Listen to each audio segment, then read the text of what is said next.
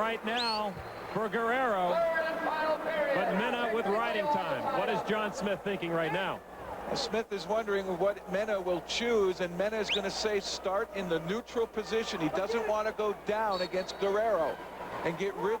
That keeps that 1 minute and 11-second riding time intact, and they'll go after it on the feet. It's going to come down to a takedown here.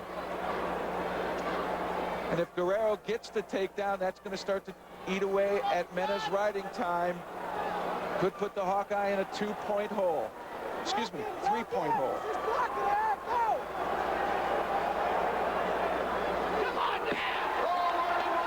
And there it is. Mena, not initiating on his feet, is hit for stalling. 2-0 right now for Eric Guerrero.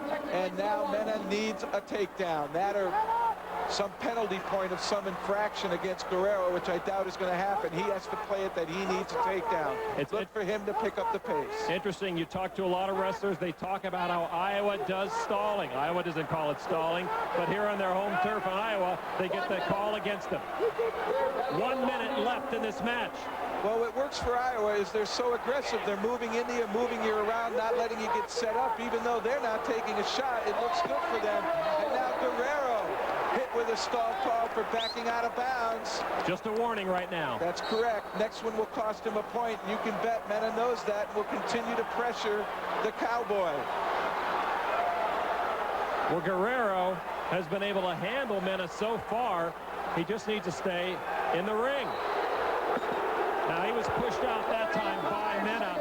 Mena may be trying to force that stall call. Certainly, he's trying to influence the referee with Guerrero backing out of bounds, but what he should focus on more than anything is try to get under the Oklahoma State Cowboy and score some points. Guerrero doing a nice, and he's in deep. And there's the second stall call against Oklahoma State. So now, go ahead, Jeff. That's a tough call, but certainly he went out of bounds under attack. The score technically now is tied up with that riding time. 10 seconds left. Mena will get 1 point for the riding time. He is guaranteed that now as we finish out the third period. And so we're going to go to overtime with the score 2-2. And Guerrero now questioning the stall call against him. Here is the 2-minute overtime. And what happens here is whoever gets the first takedown wins. This is called sudden death. And if they can't finish it here, it goes to a 30-second tiebreaker. They flip a coin. Whoever wins chooses top or bottom, and you either ride them or escape, and whoever does either wins. Look for Mena here to continue the pressure against Guerrero. He doesn't have to quite do it the way he did trailing by a point, but certainly it seems as though he started to control the action on the feet. But again, Guerrero with a reaching shot, not very deep. Mike Mena won 3 of 4 overtime matches during this past season. He knows what it's like to be here, but he did lose in the national duels 3-2 to Guerrero.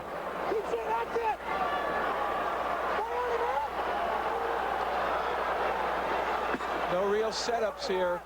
Nobody has really been knocked off balance enough to create a good opportunity. Both very solid in their stances. Both use good hand control when reaching to touch the opponent. 2 of the most evenly matched wrestlers we've seen in the 3 days of action, Jeff Blatnick. I will agree with you there, Lon. These two are very evenly matched. 40 seconds left in the overtime.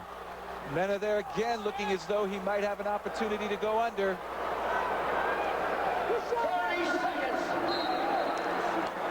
Those are reaching shots.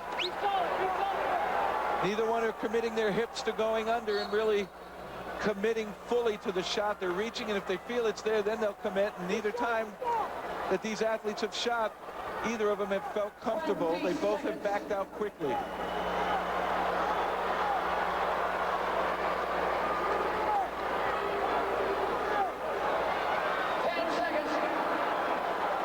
And it looks as though we're headed towards tiebreaker.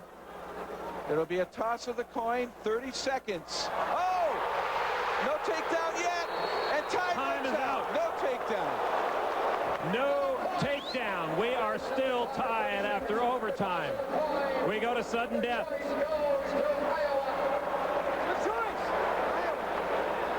Now take us through the scenario. What happens, Jeff Blatnick? Well, it looks like Mena won the toss. He's looking at Gable. Gable's shrugging his shoulder and saying, you choose. Mena's got to either choose up or down. Does he feel he can escape in 30 seconds or does he feel he can ride? He chooses to ride. He was able to build up riding time. He probably feels that he can at least hold him for 30 seconds. Here's nearly how the match ended in overtime. Well, Guerrero took a shot, and Mena was able to underhook, turn the corner, but you can see Guerrero, his left arm, overhooking Mena's right arm, and that was the difference. Mena needs to hang out, and he doesn't do it. 1 point for Guerrero, and Guerrero is your national champion at 126.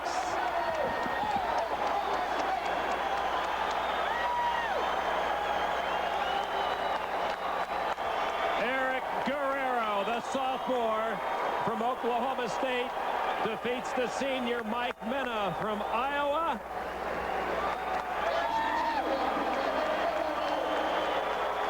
And well deserving he is.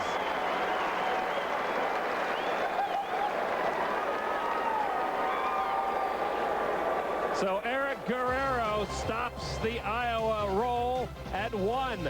And Oklahoma State comes up with their first national champion of the night. We'll be back to you and I with more wrestling when we come back. Congratulations, Eric. Tell us your thoughts on the match. Did you think it was going to be that close? No, I didn't. I've been really attacking all throughout the last 3 days, and I found myself in a situation where I wasn't scoring takedowns. And, you know, we train in those positions where, hey, sometimes you're going to wrestle square, a guy's going to block you off. And it paid off. You know, I kept my cool and just went in there. And I got called for stalling, which I didn't know. I actually thought I won. And when regulation ended. But, you know, I just try to stay focused and didn't score in overtime.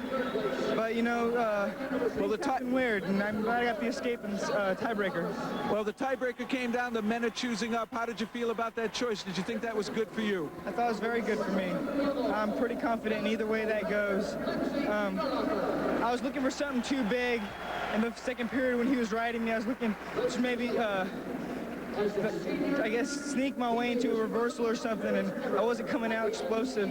But I just said, I'm going to try to throw a Grammy roll and get into a scramble and see what happens.